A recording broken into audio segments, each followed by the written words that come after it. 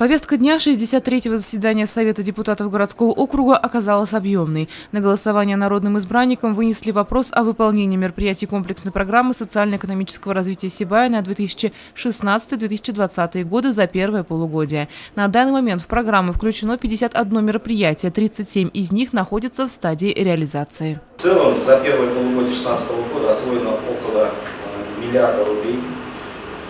И более половины инвестиций, это 53%, направлено в реальный сектор экономики. И частично, вкратце скажу, что по нашим, конечно, градообразующим предприятиям основные будут инвестиции. И в 2016 году на Камаданском месторождении планируется добыть 320 тысяч тонн руды с последующей переработкой сибайской обогатительной фабрики. Таким образом, за первое полугодие 2016 года добыто уже 160 тысяч тонн руды. Башкирское шахтопроходческое управление промышленной добычи руды со второго рудного тела, и за первое полугодие добыто 80 тысяч тонн. Следующие несколько вопросов коснулись рассмотрения бюджета городского округа. Отдельный доклад был зачитан и от подготовки учреждений образования к новому учебному году. Все учреждения к началу учебного года они у нас подготовлены, и где-то на 95%. 5%, которые, значит, руководители не доработали, эти небольшие недочеты.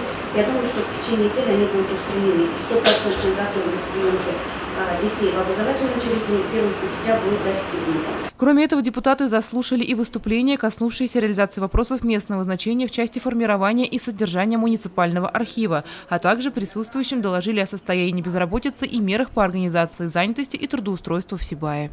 С начала 2016 года при содействии Центра занятости населения трудоустроено 819 человек. Уровень трудоустройства 85%.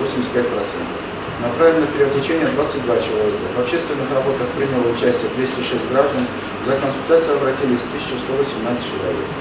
Трудоустроено 473 несовершеннолетних граждан в возрасте от 14 до 17 лет, свободно от учебы времени. Из них 28 ребят относятся к числу трудных, состоящих на профилактическом учебе.